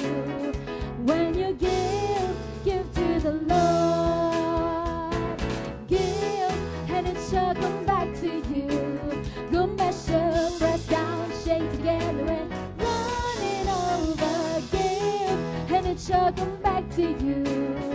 When you give to the Lord. Give, and it shall come back to you. Good measure, pressed down, shake together, and running over. Give, and it shall come back to you. When you give to the Lord. When you give to the Lord. When you give to the Lord. Amen, amen, and amen. Announcements po. Ang ating worship service ay every Sunday po at 9:30 a.m. Prayer and intercession every Saturday po at 9 a.m. Tithes and offering can be sent through BPI, Metro Bank, and GCash. And please do like, comment, share, and subscribe to our YouTube channel, Facebook page, Instagram, TikTok, and if I'm not mistaken, may Spotify na po tayo. Yan. Yay! Praise God! May Spotify na tayo. Okay, and happy birthday! Sige po, sabay-sabay po nating awitan sila. 1, 2, 3. Happy birthday to you. Happy birthday to you. Happy birthday, happy birthday, happy birthday to you. Happy birthday po. Yan, may God bless you more and more. Happy birthday po kay Juan Abeso, Ate Arame de la Vega. Yan, happy birthday po. Meron pa po? Burger daw. Okay, Truth Seekers Group in Church, kaligtasan lessons right after the service. And special announcement, ministry heads and workers meeting and planning right after this service po. Dito po yan sa church. Okay po, Pastor Joe. Sige po, tayo po ay tumuyin ng mga kapatid. Masaya ba kayo na nag-uusapan natin yung ating ginagawa tuwing Sunday? Nag-gather tayo, nag-fellowship tayo. Yan. Napakahalaga po na ito ay ating laging i-maintain na activity ng ating weekly life, mga kapatid. Dahil Ako, na-encourage kay Kuya Art. Kuya Art, na-encourage sa akin. Na-encourage ka nga sa akin, Kuya Art, no? Ibig sabihin, marami kang naranasan nung weekdays na mga nakaka-discourage. Tama po ba? Marami kang narinig na mga bad news. Tama po ba? Marami kang nabalitaan na kung ano man mga sakuna, problema. Kaya tuwing Sunday, definitely gusto mo ma-encourage. Amen po ba? Gusto mo marinig ang salita ng Diyos para ma-encourage ka. At yung makita mo yung kapatid mo, yan din ay nagbibigay sa atin ng tuwa at sigla. Tama po ba? Kaya, mga kapatid, wag natin talagang kalimutan ang ating fellowship, ang ating worship. Kasi ito ay practical na paraan para lalo kang maging masigla sa iyong buhay spiritual. Amen po ba? Paganahin natin, pasiglahin natin ang buhay spiritual natin at connection natin kay Lord. At nawa, sa tulong ng Panginoon at sa tulong ng ating mga kapatiran, ay maging mabuti tayong mamamayan. No? Maging mabuting anak, maging mabuting asawa, maging mabuting kapwa, dahil binibuild tayo ng Panginoon. At yan ay sa pamagitan din ng ating pag-fellowship. No? So bago ako manalangin, meron ko sa inyong introduce, mga kapatid. Ito yung ginagawa namin ng mga worker. Dito sa church natin, kami mga worker, meron kaming tinatawag na Agapian Helping Hands. No? Ang mga kapatid natin, kahit hindi nagsasalita yan, hindi nagsasabi o nag-share, may mga pangangailangan yan. Tama po ba? May mga pinagdadaanan na problema yan. Yan ay finances, yan ay sometimes yung kahit na hindi magsabi, alam nyo, yan ay minsan hindi nakakain. Minsan kulang ang mga needs sa bahay. Kaya meron kaming ginawa. Ito ay initiative at idea. O ibig sabihin, nag-chat sa akin si Dr. Lydia, Tito Nasi na, bakit hindi natin gawin na talagang literal na magbigay sa ating kapatid na nangangailangan? Pagkamatan doon yung ating prayer, tama ba? Lumapit sa'yo, ipagpipray kita. Pero sometimes, kapag sinabi mo na tutulungan kita, not only in prayer, if meron ka naman maibibigay. Tama ba? Kaya meron kaming Agapian Helping Hands na ginawa. So, ano po yun? Kung Diyos, biniyayaan ka, may sumobra sa iyong pera, meron nakita po kayong box dyan sa ating bandang pintuan. Yan po ay, kung meron mang blessing na sumobra, magbigay ka kahit anything, no? Anything. 20 lang o sabihin natin 50, 100, okay lang. No? Kasi, meron yan tutunguhan. Kanino? Sa mga kapatid natin na nangangailangan. At meron din na, alam niyo po yung table doon sa dulo? May makikita ka dyan minsan may pagkain. Merong bigas, merong dilata, may noodles. May mga kapatid na sumosobra ang kanilang mga grocery. No? Kaya, may sobra, hindi naman, pwede natin ito maibigay sa ating mga kapatid na nangangailangan. Kaya meron po kayo nakikita minsan merong nakalagay doon. Yan po ay binibigay natin sa mga kapatiran na nangangailangan. Kaya gusto ko sa inyo mga kapatid, i-encourage na isabihin sa inyo at in-encourage ko kayo na maki-join kayo sa aming mga worker. Okay? So sa atin mga church people, sa atin lahat, no? Sabi nga kanina ni Pastora May, ang fellowship yung nagdudulot sa atin para ma-encourage natin isa't isa. So why not maging part tayo ng talagang tulungan, damayan, at alam niyo yung pakikiramay sa isa't isa sa pamamagitan ng pagbibigay. No? Literal na pagbibigay kung ano man yung merong kang sobra. Okay? So, hindi ito nakakalungkot na balita. Ito'y masayang balita. Kaya, mga kapatid, yung box na yan, kayo ay uwi, o kaya darating kayo, o kayo ay uwi, maghulog kayo kahit anong amount. No? At kung kayo ay may sobra sa bahay, bigay kayo, yan man ay pagkain, man ay bigas, anything na makakain, mga kapatid, ilagay lang natin doon. So tuwing Sunday, kung kayo, kinakausap kayo ng Panginoon na, ay hindi, bibigay ko to sa church. Bibitbitin mo yon. Halimbawa, meron kang bigas. Bibitbitin mo yon, tapos ilalagay mo po doon sa may table. No? So, ano po ito? Ang ating pagdadamayan, pagtutulungan, hindi lang to parang makikinig lang tayo, and then after that ay wala lang. Kundi meron tayong literal na pagtulong. Kung meron, sabi ng Biblia, kung meron kang may aabot, wag mo na ipagpabukas. No? At kung naandyan naman, ibigay mo kagad. Ako natin mga kapatid, makakatulong tayo at ma-encourage natin ang ating kapatid na nangangailangan. So, amen po ba mga kapatid? No? So, kaya nga, salamat sa Panginoon dahil ating fellowship, ating pag-gather ay nagdudulot sa atin para lalo tayo maging matibay bilang church, bilang tayo magkakapatid at bilang pamilya.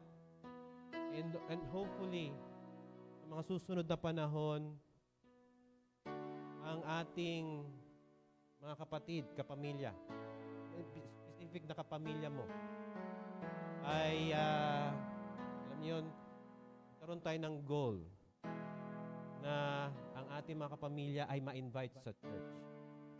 Okay? Pag-pray natin yan. Meron tayong layunin sa church na ito. Palawakin natin ang mga taong iniwala at sumasampalataya kay Jesus. At tutulungan tayo ng Diyos kung paano natin gagawin yan. So right now, pag-pray po muna natin, katulad ng ginawa natin, pag-pray po natin ng ating church. Sabay-sabay po natin pag-pray. Church, palain ng Diyos ang bawat isa ng church at ng mga kapatiran natin ay matugunan. Taas natin din na maging way tayo para maabot mga pamilya natin at madala natin dito sa church. Lala sa Panginoon. Maka-fellowship natin sila.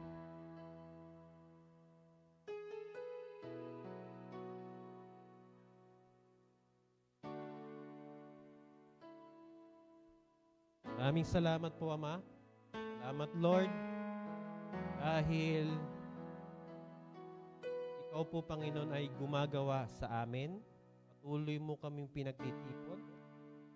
At naniniwala po kami na ang fellowship namin sa isa't isa ay nagdudulot, Lord, ng encouragement.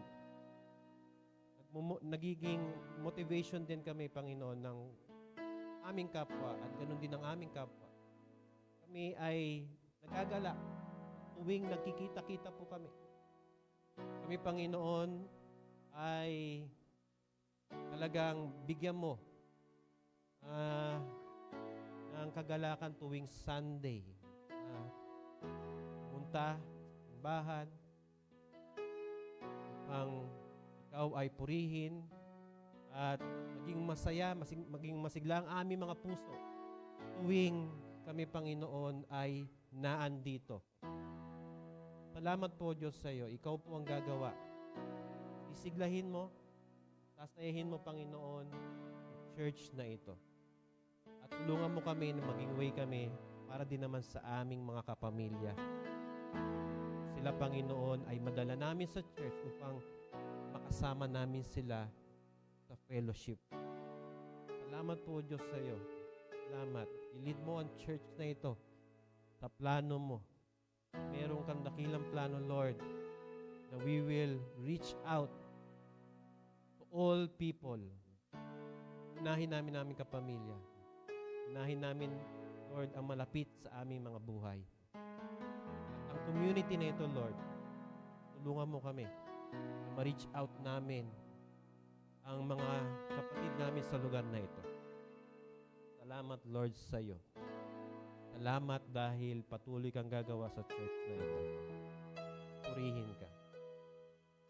Tinataas din po namin ang mga buhay namin. Salamat po, Diyos, sa iyo. Napaka mahabagin mo. Maganda, Panginoon, ang iyong kalooban. Salamat sa mga blessing na natanggap ng bawat isa. Salamat, Lord, dahil nag-uumapaw ang mga biyaya. Ikaw, Panginoon, ang gumawa nito. Kahit meron kaming lakas, kakayanan, na mag-provide ng mga pangangailangan, magtrabaho, mag-business, ina-acknowledge namin po, Diyos, na ito'y galing sa iyo. Salamat, Lord, sa blessings. Salamat sa mga dumating na magagandang bagay, Panginoon, sa aming buhay at sa aming pamilya. At kung meron man, Lord, mga challenges, aming finances, amin itong itinataas sa iyo, Ama. Wala pong imposible sa iyo. Ikaw ay tapat kung ikaw, Lord, ay nag-provide dati.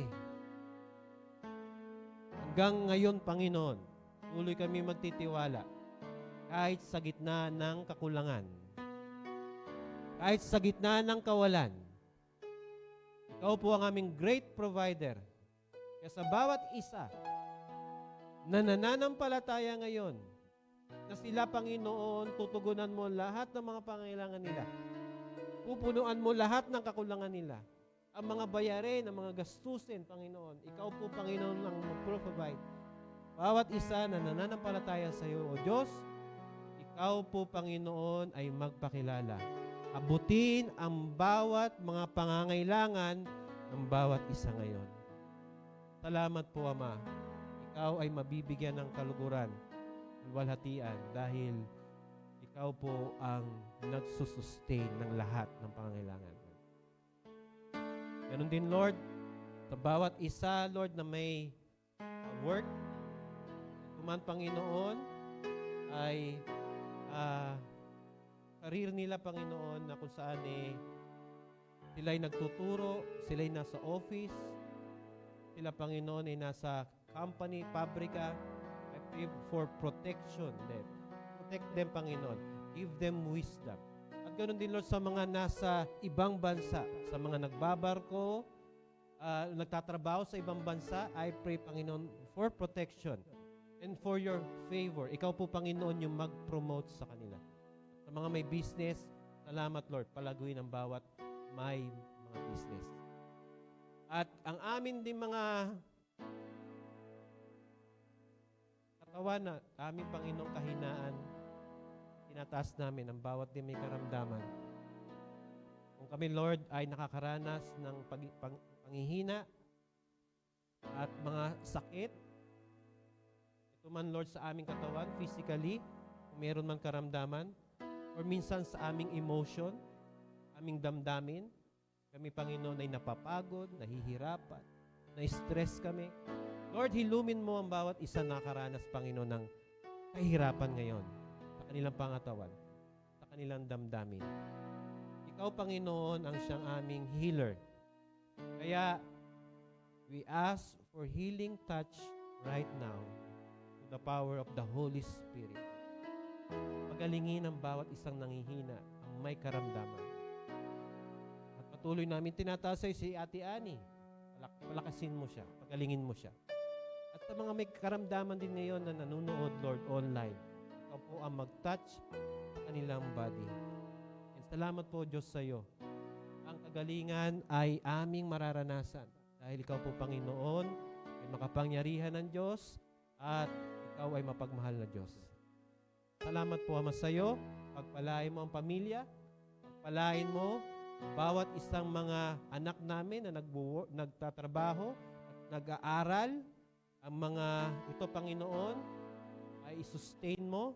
Ingatan ang bawat pamilya mula sa anumang karamdaman. Ilayo kami sa anumang aksidente, anumang kapahamakan, o sa sama-samang tao, ilayo kami, Panginoon. Loobin nawa na maranasan po namin, Lord, ang iyong mercy every day aming buhay. Salamat po, Ama, sa iyo. Ingatan ng pamilya. Pagandahin. Ikaw po, O Diyos, ang maging sentro. Salamat po, Ama, sa iyo. Ang community na bukal, itinataas po namin. Nawa, Panginoon, talagang maging lugar na ito ay lumaganap ang iyong salita. Tulungan mo ang church na magawa yun, na ipamalita ang kaligtasan mo. I-ready mo, i-prepare mo, Panginoon, ang community na ito, Lord, sa great harvest na gagawin mo, Panginoon, dito sa lugar nito. Salamat po, O Diyos, sa iyo. Purihin ka, Panginoon, ang siyang gagawa ng bawat mga panalangin namin. Tanggapin natin ang biyaya na galing sa ating Diyos sa buhay, ang pag-ibig ng Ama, ang pagliligtas ng ating Panginoong Hesus, ang gabay, patnubay, at kapangyarihan ng banal na Espiritu ay sumaati nawa ngayon at magpakailanman. Amen. Amen. Amen. Pagpalain po tayo natin, Panginoon. Amen. Sige po, bago po tayo maghiwa-hiwalay, tayo po ay magpuri sa Panginoon.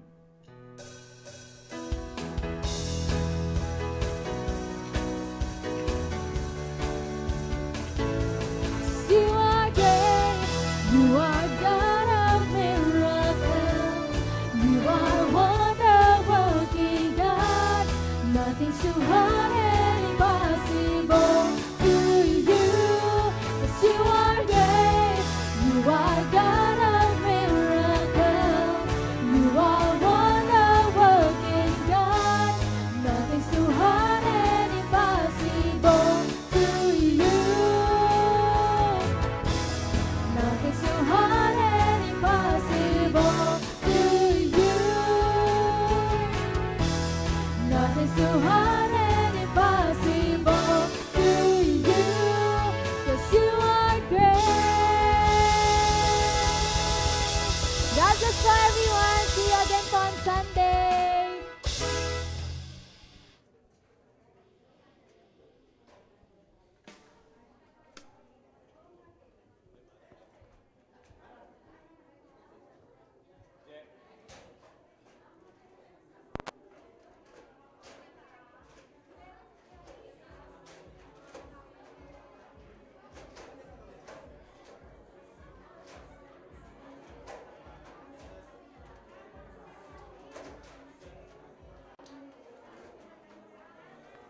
Sound check. Hey, Jeremy. Jeremy. Sound check. Okay, sa lahat po ng workers, sa mga ministry heads, magla-lunch muna tayo and then we will proceed sa ating meeting.